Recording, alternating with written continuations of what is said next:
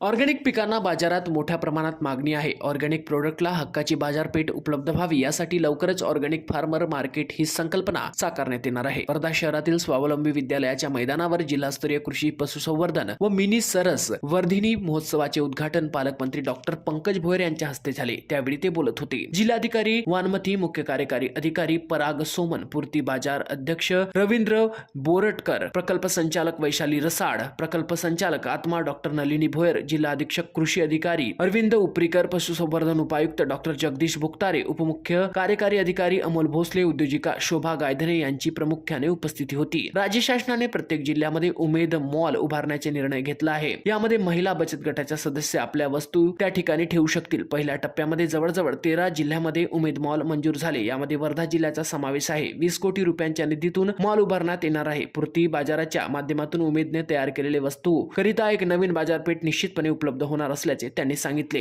जिल्हाधिकारी वानमथी सी म्हणाल्या, देशाच्या विकासात महिलांचे योगदान मोठे आहे। शासनाच्या मार्फत विविध सक्षमीकरणाचे कार्यक्रम राबवित असतो। बचत गटांनी उत्पादित वस्तूंना चांगला पॅकेजिंग, ब्रँडिंग करून उद्योगपती व्हायला पाहिजे असे त्या म्हणाल्या। या प्रदर्शनीमध्ये पशुपालन प्राण्यांना सुलतान या बकऱ्याला प्रथम पारितोषिक 10,000 तर शेरा या बकऱ्याला चौथं पारितोषिक 3,000 रुपये जिल्ह्याचे पालकमंत्री पंकज भोयर यांच्या हस्ते देण्यात आले। महाराष्ट्र T24 करिता संतोष देशमुख, वर्धा।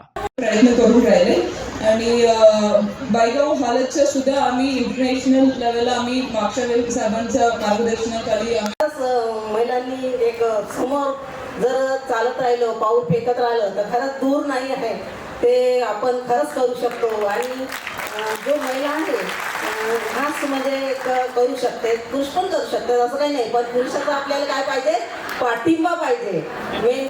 हे प्रॉडक्ट आपण त्या ठिकाणी आपल्या पूर्ती सुपर बाजारमध्ये ठेवावं आणि त्यांनी लगेच ती गोष्ट त्या ठिकाणी स्वीकृत केली। मागच्याच महिन्यात त्यांचं वर्धेचं आउटलेट देखील त्या ठिकाणी सुरू झालं। आदरणीय नितीनजी स्वतः त्या ठिकाणी आले होते। मी आदरणीय नितीनजींना देखील सांगितलं की आपण वर्धेतल्या महिला बचत गटांनी तयार केलेल्या अनेक वस्तू त्या लोक उपयोगी आहेत, त्याच पद्धतीनं त्यांनी तयार केलेल्या वस्तूचं दाम देखील चांगल्या पद्धतीनं पूर्ती त्यांना त्या ठिकाणी देऊ शकते। त्यांनी देखील तो प्रस्ताव मान्य केला। आज पूर्ती समूहाच्या वतीनं स्वतः रवींद्रजी बोरटकर उपस्थित झाले। मी त्यांचं मनापासून अभिनंदन करतो आणि ह्या प्रॉडक्ट सोबतच आपण माझी आपणास एक विनंती आहे की वर्धा जिल्हा हा या ठिकाणी ज्या काही आमच्या भगिनी उमेद चळवळीच्या सदस्य आहेत, आपण त्यांना पूर्तीच्या देखील सदस्य करून घ्याव्यात। त्याच पद्धतीनं या ठिकाणी